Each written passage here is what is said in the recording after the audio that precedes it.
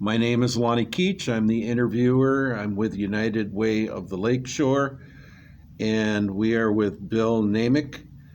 It is November 11th, 2022, and we are at Baker College in Muskegon, Michigan. First of all, Bill, I would like to say thank you for your service.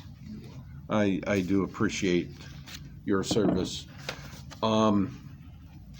What I would like to start with is a little bit of personal history. Where were you born? I was born in Traverse City, Michigan. Cherry City. You bet, cherry capital. That's right. I love Traverse City.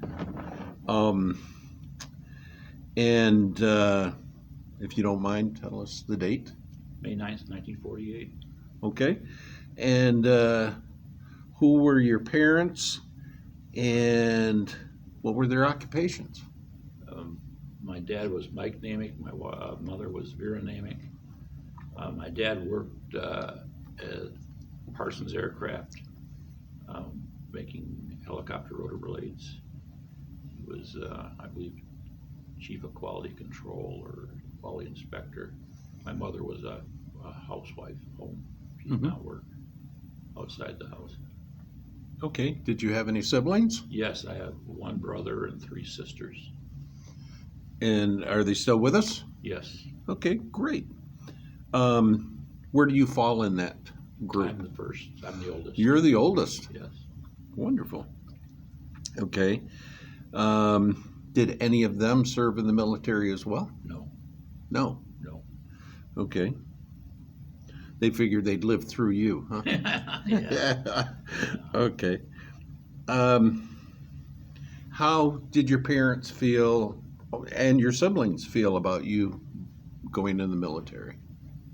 I think they were excited. They were happy I went to West Point. Yes.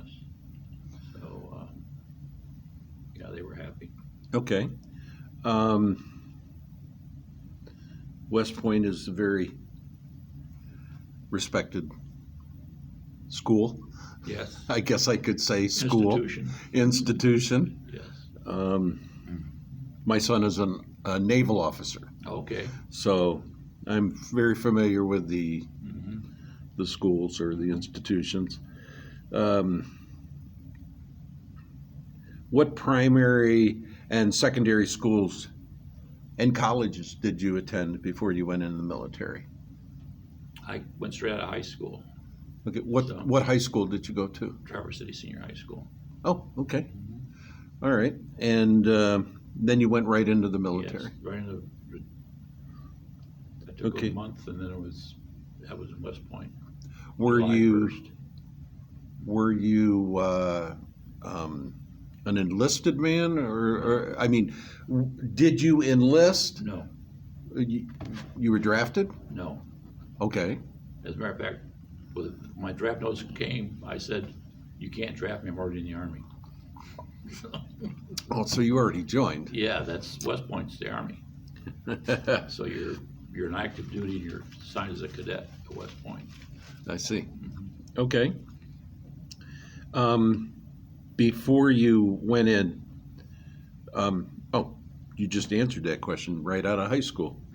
So how long of a break did you have from high school to when you went in? 1 month. Okay. I graduated in June, and July 1st I was at West Point. That was really, it's the same thing with me. Yeah, I had 1 month.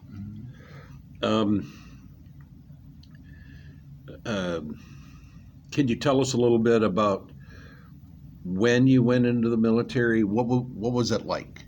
I mean, what was your surroundings like before you went into the military?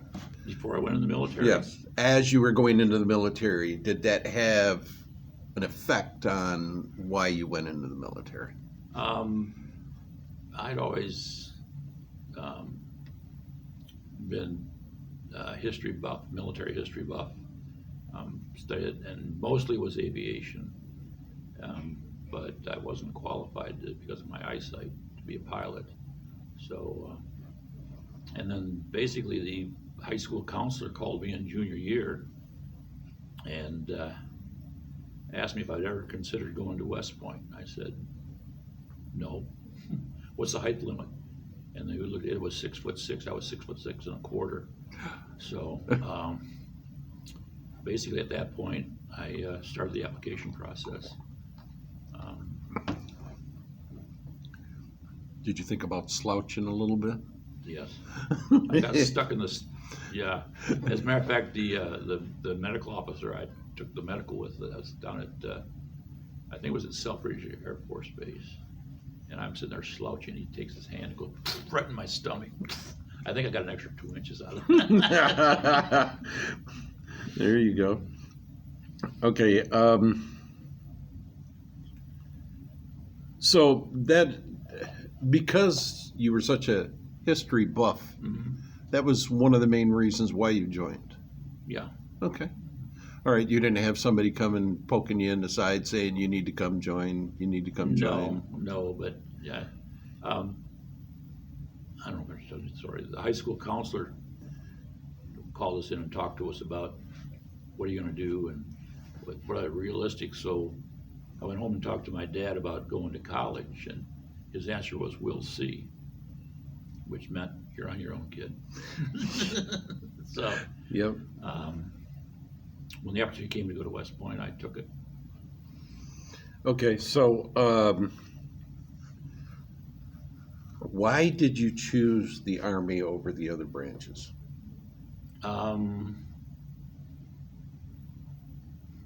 Because it was there, I guess. I never really considered the Naval Academy or the Air Force Academy. All right. How did you get to West Point from Traverse City? Physically, Yeah. my dad drove me. Oh. And where's West Point located? It's in New York, 50 miles north of New York City on the Hudson River. So that was a long drive. Took a day. And Day and a half. did you talk a lot with your dad about your future? No, No? no, Not much talk there. no. We talked about other things, but Okay. And can you fill us in a little bit about what the training process is at West Point? okay. Basically, the summer, you get 30 days leave, and then you spend 60 days, 2 months training. Freshman year, it's called Beast Barracks. That's, you walk in there and they dump everything on you and run you around like you're crazy. And then you have your freshman year is called plebe year. And then once you get out of your freshman year, plebe year, there's a couple, they send you to, there's a, West Point has a large military reservation around it. It's called Camp Buckner. They send you there for 2 months of military training, strictly military training. And then you get 30 days leave, and that's your summer. And then you go into your sophomore year, or yearling year is the official term for them. And then between your yearling and junior year or cow year, you they have a month-long program called Army Orientation Training, where they send you out for 30 days to work with an actual Army unit. And then the other 30 days you spend, in my case, I was a squad leader in Beast Barracks. And then the academic year starts. And then between your junior and senior years, they have a program where they fly you around to all the various branch bases, and you spend a week or so at each base learning what armor and artillery, engineers, and air defense artillery, and all that.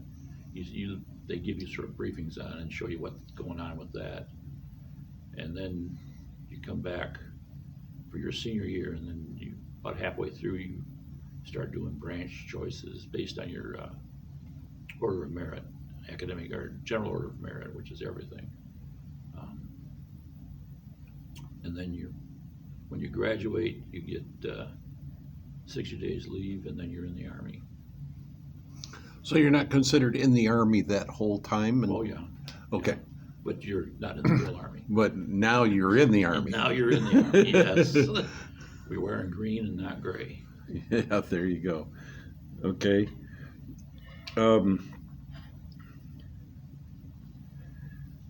Does anything during that training at West Point stand out to you the most? What had the most impact on you? I don't know. That's hard to say. It was all pretty intense, and no, I don't think anything stands out as exceptional. You have no vivid memory of any certain thing. No. When did you realize that that this was really what you wanted to do? Was it during West Point? Oh, yeah. You said yes. This is exactly what I want. Yeah. Okay. Did any particular instructor stand out to you? Oh. Somebody that really impressed you? No, I don't think so. I don't remember any really that impressed me. They were all very good, all very professional. They'd all been to graduate school in their courses, and so that they were very good, very knowledgeable. Okay, forgive me, I don't know the terminology, but I've heard the term war college. What is that? And were you involved in that at all? No. There's a certain hierarchy of military schools for officers, and basically you start off as soon as you get in the Army as an officer. They go to the officer basic at your various branches, and then you serve some time in the units, and then you go to what's called the advanced course. And then after that, you come out, and then when you're up in the senior, basically the ranks are, you have company grade officers, which are lieutenants, captains. You have, I just lost the term. Field grade, which is majors, lieutenant colonels, and then you got your general officers. And that's a difference. That's another school. So basically, each step you go to a different school. Okay, I wasn't familiar with that, and it's actually on my questionnaire. Did you attend war college? So no, I was not. That's later on. That's well later on. That's when you need to be a general. Okay. All right.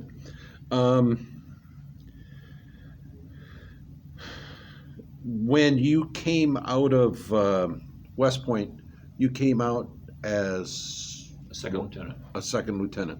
Okay. What was your first assignment? The first assignment I had after the schools, Ranger, Airborne, and Basic, I went to Germany as a platoon leader. Okay. And as a platoon leader in Germany, what did you do there?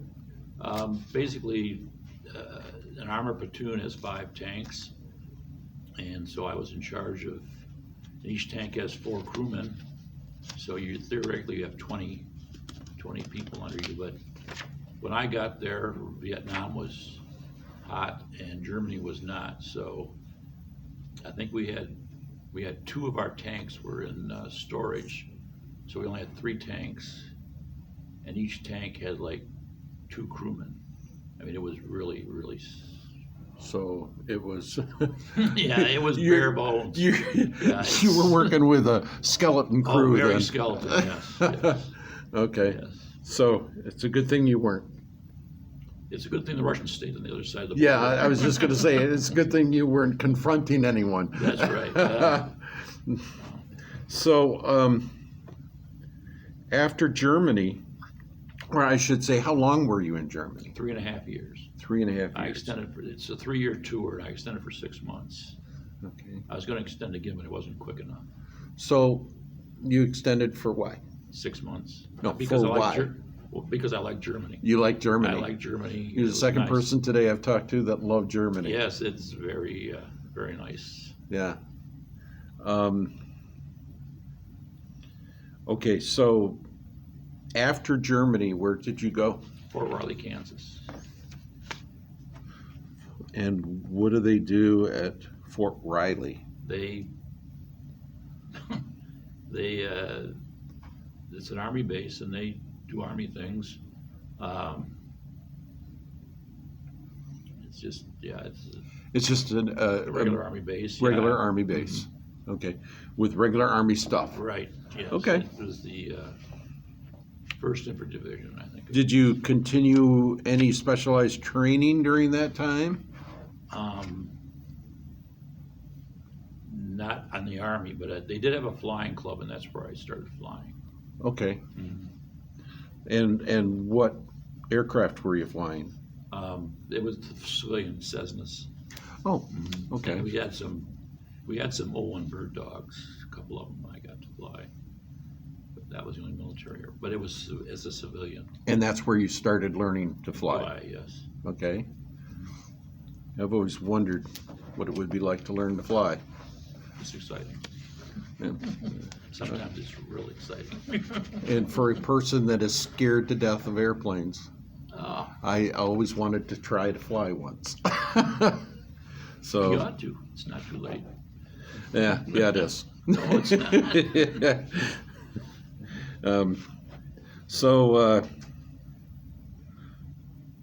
I'm going to go back a little bit to your West Point part. What was the hardest part of West Point? Really, the hardest part was the second year. The first year, you just run around totally reacting. You don't really have time to think. You just, when they say jump, how high on the way up? Oh yeah. Type thing. The second year, you're closer to the beginning than the end, and there's not a whole lot of tasks that they assign you. And so then you're sort of hanging around, going to school, and trying not to get in trouble. And then the junior year, you start becoming squad leaders, assistant squad leaders. And then senior year, you've got all the officer ranks that you have to fill. So yeah, the second year was the toughest because there was just sort of nothing. It was just school and trying to keep your head on. Okay, and the second duty station that you came to after Germany, and then did you go somewhere after that? No, I left. I only went to Fort Riley, Kansas after. Only Fort Riley. Yeah, and I separated at Fort Riley. And Okay, and how long were you in before you separated? I served a total of 4.5 years active duty. Okay. So is that all that was required? Yeah. It was for 4 years? Okay. Did you serve, I guess I should say, were you in any combat situation? No. You were never in a combat No. situation or combat No. support? No. Okay. No. Okay. You were lucky, Yeah. Yeah. especially during the time you were in. Yes. Right. Yeah. Okay, so you never had to go to actually Vietnam or anything like that? Basically, when I volunteered for Germany, it was, if you volunteered for Vietnam, you spent 6 months in the state and went to Vietnam. If you volunteered for a stateside unit, you went 9 months in the U.S. and you went to Vietnam. If you volunteered for Germany, you went 18 months and went to Vietnam. So I figured I might as well go to Germany first because. Right. And then the thing is, when I was in Germany, they started winding down. As a matter of fact, my senior year at West Point, they started winding down. And, and so, but I never felt the need to get, quote, combat time. Right. Okay. Did you form any long-term friendships with anyone Sure. while you were overseas, and are you still in contact with them, or? Yeah, intermittently, very intermittently now. But yeah, my roommate, Tom, we've been in contact a couple times since then. And then,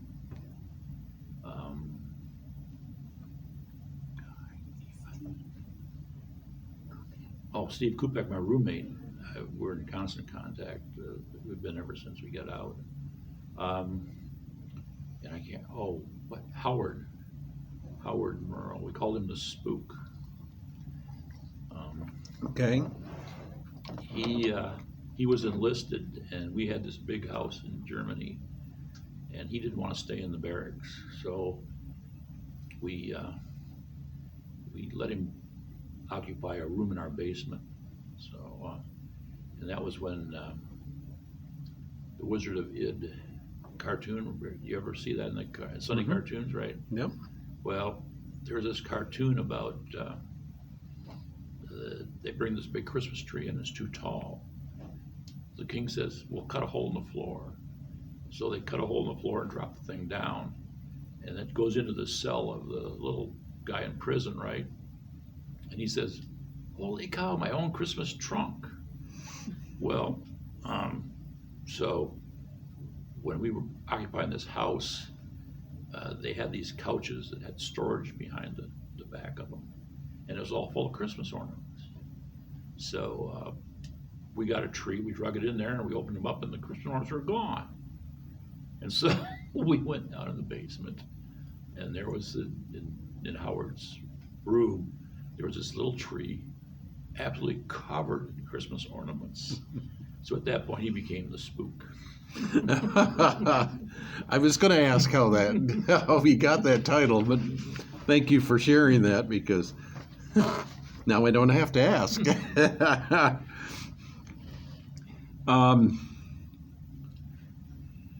What did you do for recreation while you were in Germany?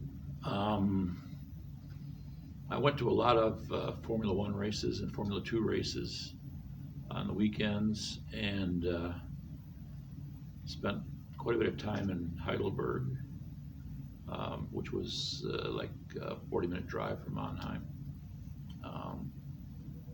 running around the various areas there and restaurants. What drew you to Heidelberg? It was there. It had all sorts of interesting opportunities that Mannheim didn't have. Okay. So yeah, it was very nice. Heidelberg's a really nice town. It's situated on a mountainside about the Neckar River, and they had several really neat restaurants. Okay. What was the best part of your service experience? I think getting to see Germany was the best part. Yeah. Germany was that. Yeah, that good. Huh? Yeah, very nice.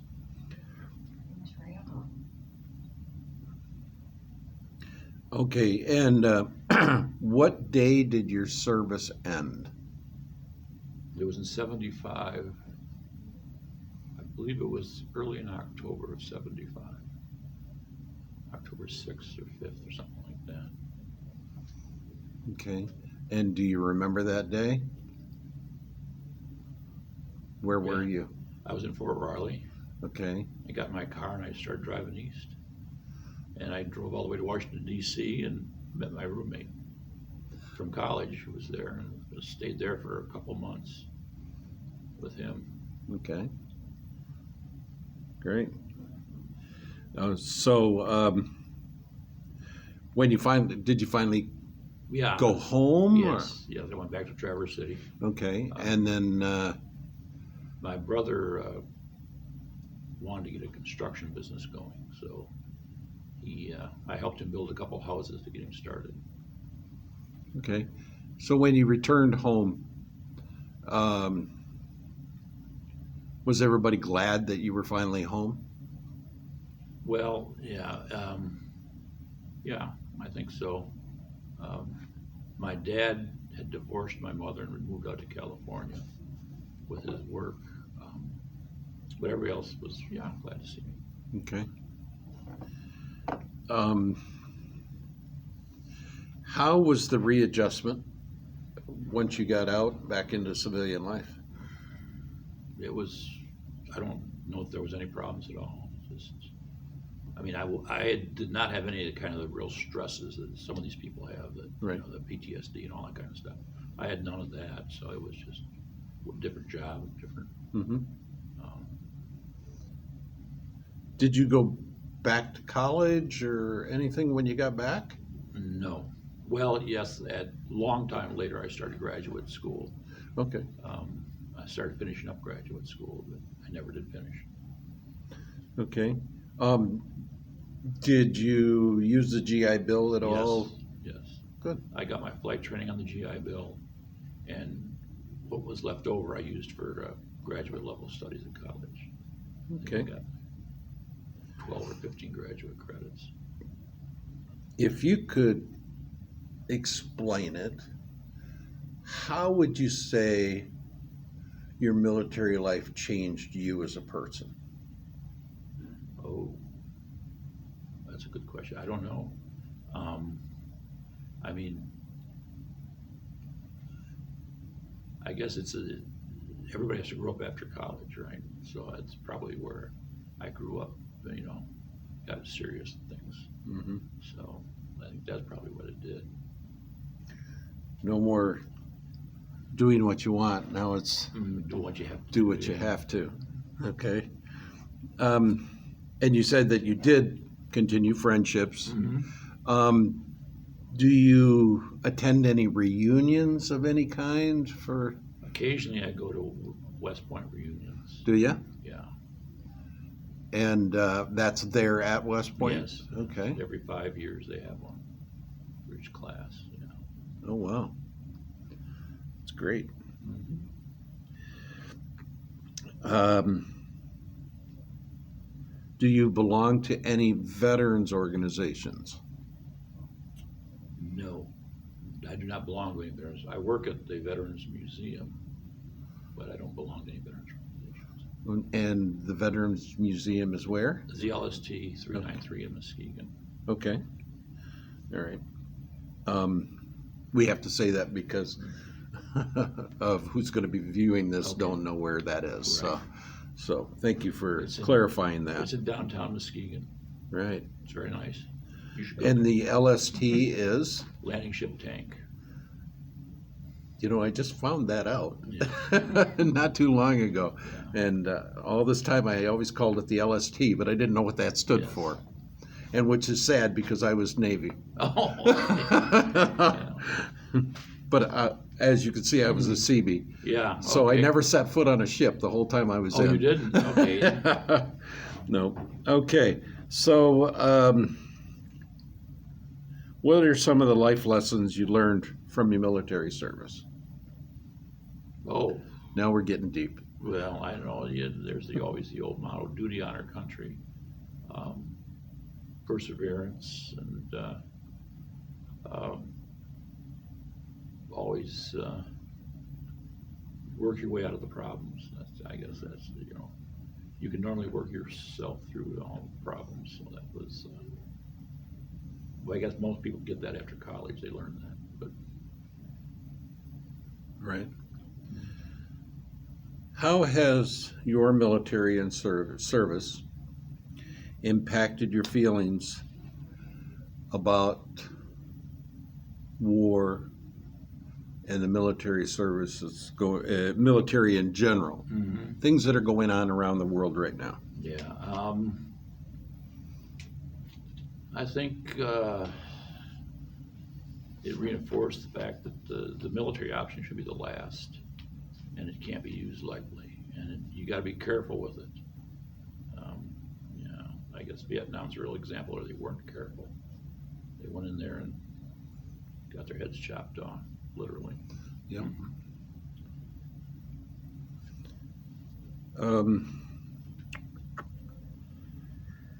What message would you like to leave for future generations who are going to be able to view this message? Oh, I don't know. Do your best to serve other people. I think that's where you get the most joy. Is there anything you'd like to add that we haven't covered I don't think in this so. interview? No. I mean, if there's some great stories you want to tell us, I don't make think sure that they won't repeat them. No. No? Okay. All right. My wife wants to talk about putting the cannon on the clock tower at West Point. Oh, yeah? Yeah. Okay. Yeah, theoretically, Douglas MacArthur did this when he was a cadet, so we were the next group afterwards. But it was the Army football team was playing Penn State, and so I was a plebe, so I was just stoop labor. But anyway, they drug me out of bed. You know, we have I think it was like at 10 or 11 o'clock. You had lights out.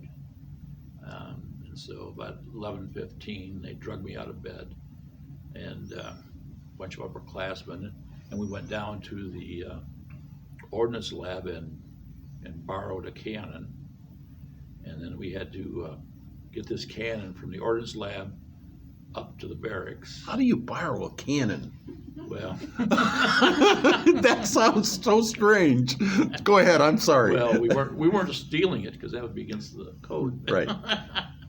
So we borrowed this cannon. We got it after we dodged all the military police that were driving around the campus. We took it apart and we carried it up the stairs, and then we had to once we got on the roof, we had to get it up. There's a tower on the corner of the barracks, and we had to get it up over the wall and put it back together. And then it wasn't high enough, so we had to go borrow some desks that were sitting in the back hallway somewhere. We got those up there, and then we put the cannon on top of the desks, and then we put a big pennant out that said "Beat Penn State."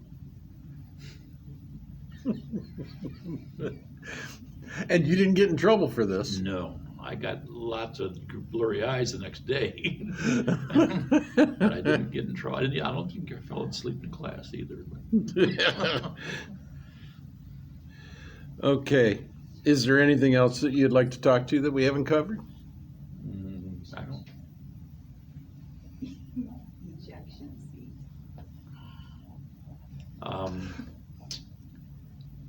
My wife wants to have me describe the quote ejection seat.